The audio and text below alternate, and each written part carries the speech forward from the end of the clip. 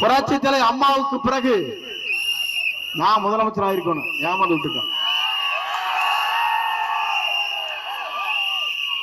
ராத்திரி வரைக்கும் நான் தான், காத்தாலதான் மாறி போச்சு.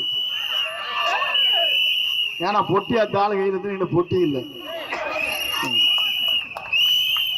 ஆனா நான் பார்த்தேன் காலையில இந்த அம்மா சசிகலா என்கிட்ட கேட்டாங்க, சரி பரவாயில்ல யாரோ தந்துட்டு போலாங்க, கட்சியோட யாரும் பாத்துக்கலாம். விசில் மட்டும் விசில் ஒரு நிமிஷம் விசில் அடிக்க வேண்டாம் ப்ளீஸ்.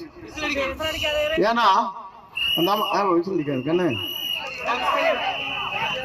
அந்த அம்மா சொன்னாங்க, சரி நீங்க என்ன சொல்றீங்க செங்கோட்டையன் அப்படின்னாங்க. இல்ல பரவாயில்லம்மா கட்சி உடையார பாத்துக்கலாமா அப்படின்னு. காத்தால இந்த அம்மாளுக்கு கன்விஷன் கொடுத்தாச்சு.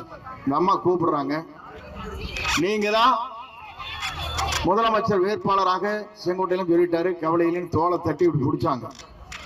திடீர்னு பார்த்தா மலைப்பாம்பு முழுது மாதிரி வந்து திடீர்னு ஒரு தொழுந்தார், அப்படியே நீந்திட்டு வந்தாரு பாருங்க. நானே எந்திரிச்சு சேர்ல இருந்துட்டு, ஏன்னா மலைப்பாம்பு எங்க வந்துருச்சாடு, எங்க அந்த ரிசார்ட்ல மலைப்பாம்பு இருக்க மாட்டேங்குது, கடலோட அது எங்க வந்துருச்சாடு இருக்குன்னு நினைச்சேன்.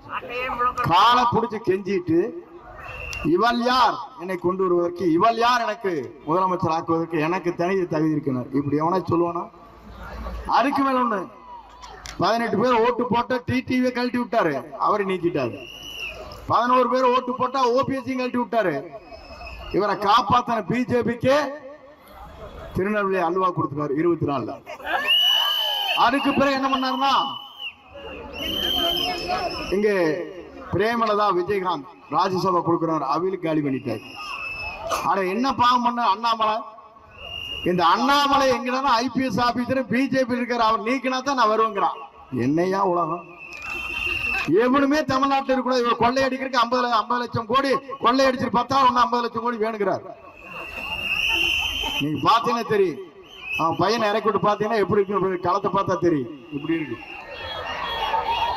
எல்லாம் கொழுத்து போய் இருக்கிறாங்க. இந்த கருப்பை மட்டும் மீண்டும் ஜெயிச்சா என்ன, இந்த நானே அழிஞ்சு போயிரு பொலிஷன்ல.